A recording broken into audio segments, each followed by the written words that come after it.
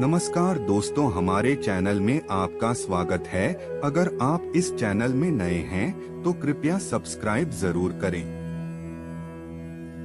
राजा विक्रमादित्य का सारा समय ही अपनी प्रजा के दुखों का निवारण करने में बीतता था।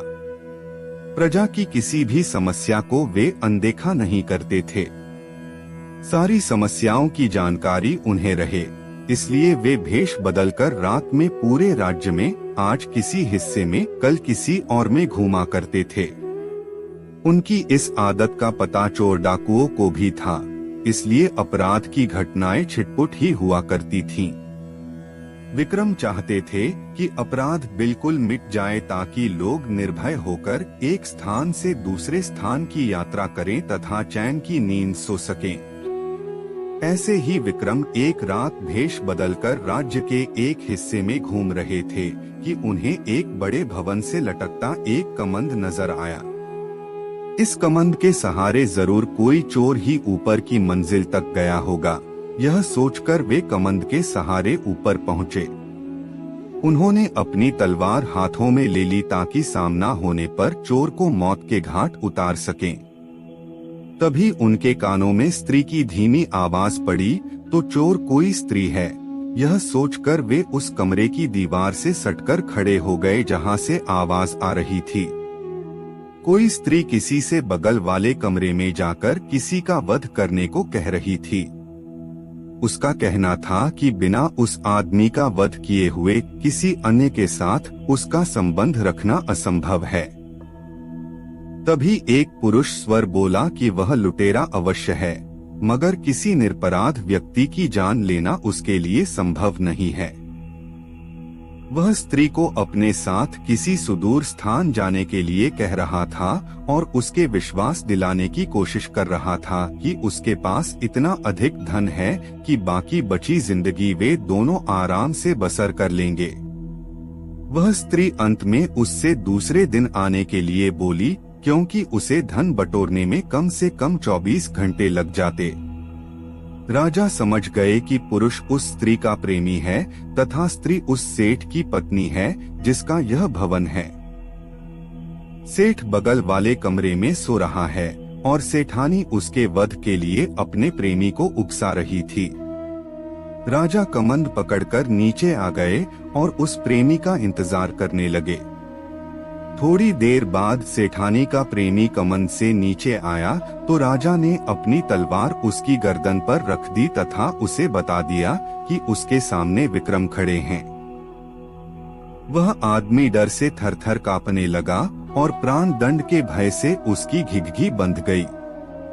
जब राजा ने उसे सच बताने पर मृत्यु दंड न देने का वायदा किया तो उसने अपनी कहानी इस प्रकार बताई। मैं बचपन से ही उससे प्रेम करता था तथा उसके साथ विवाह के सपने संजोए हुए था। मेरे पास भी बहुत सारा धन था क्योंकि मेरे पिता एक बहुत ही बड़े व्यापारी थे। लेकिन मेरे सुखी भविष्य के सारे सपने धरे के धरे रह गए। एक दिन मेरे पिताजी का धन से भरा जहाज समुद्री डाकुओं ने लूट लिया। लूट की खबर पाते ही मेरे पिताजी के दिल को ऐसा धक्का लगा कि उनके प्राण निकल गए। हम लोग कंगाल हो गए। मैं अपनी तबाही का कारण उन समुद्री डाकुओं को मानकर उनसे बदला लेने निकल पड़ा। कई वर्षों तक ठोकर खाने के बाद मुझे उनका पता चल ही गया। मैंने बहुत मुश्किल से उनका विश्वास जीता तथा उनके दल में शामिल हो गया। अवसर पाते ही मैं किसी एक का वध कर देता। एक एक करके मैंने पूरे दल का सफाया कर दिया और लूट से जो धन उन्होंने एकत्र किया था वह लेकर अपने घर वापस चला आया। घर आकर मुझे पता चला कि एक धनी सेठ से मेरी प्रेमिका का विवाह हो गया और वह अपने पति के साथ चली गई। मेरे सारे सपने बिखर गए। एक दिन उसके मायके आने की खबर मुझे मिली तो मैं खुश हो गया। वह आकर मुझसे मिलने लगी और मैंने सारा वृतांत उसे बता दिया। एक दिन वह मुझसे मिली तो उसने कहा कि उसे मेरे पास बहुत सारा धन होने की बात पर तभी विश्वास होगा जब मैं नौलखा हार उसके गले में डाल दूं। मैं नौलखा हार लेकर गया। तब तक वह पति के पास चली गई थी। मैंने नौलखा हार लाकर उसे पति के घर में पहना दिया तो उसने अपने पति की हत्या करने को मुझे उकसाया। मैंने उसका कहने नहीं माना क्योंकि किसी निरपराध की हत्या अपने हाथों से करना मैं भयानक पाप समझता हूँ। राजा विक्रमादित्य ने सच बोलने के लिए उसकी तारीफ की और समुद्री डाकुओं का सफाया करने के लिए उसका कंधा थपथपाया। उन्होंने उसे त्रिया चरित्र नहीं समझ पाने के लिए डांटा। उन्होंने कहा कि सच्ची प्रेमिकाएं प्रेमी से प्रेम करती हैं, उसके धन से नहीं।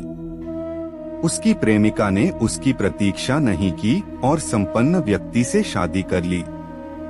दोबारा उससे भेंट होने पर पति से द्रोह करने से नहीं हिचकिचाई। नौलखा हार प्राप्त कर लेने के बाद भी उसका विश्वास करके उसके साथ चलने को तैयार नहीं हुई। उल्टे उसके मना करने पर भी उससे निरपराध पति की हत्या करवाने को तैयार बैठी है। ऐसी निष्ठुर तथा चरित्रहीन स्त्री से प्रेम सिर्फ विनाश की ओर ले जाएगा। वह आदमी रोता हुआ राजा के चरणों में गिर पड़ा तथा अपना अपराध क्षमा करने के लिए प्रार्थना करने लगा। राजा ने मृत्युदंड के बदले उसे वीरता और सत्यवादिता के लिए ढेरों पुरस्कार दिए। उस आदमी की आंखें खुल चुकी थीं। दूसरे दिन रात को उस प्रेमी का भेष धरकर वे कमंद के सहारे उसकी प्रेमिका के पास पहुँचे। उनके पहुँचते ही उस स्त्री ने स्वर्णाभूषणों की बड़ी सी थैली उन्हें अपना प्रेमी समझकर पकड़ा दी और बोली कि उसने विष खिलाकर सेठ को मार दिया और सारे स्वर्णाभूषण और हीरे जवाहरात चुनकर इस थैली में भर लिए। जब राजा कुछ नहीं बोले तो उसे शक हुआ और उसने नकली दाढ़ी मूछ नोच ली।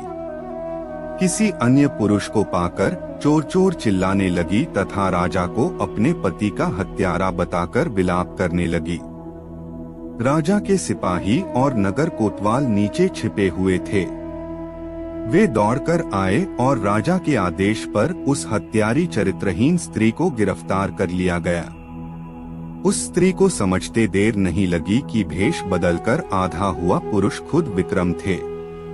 उसने झट से विष की शीशी निकाली और विषपान कर लिया।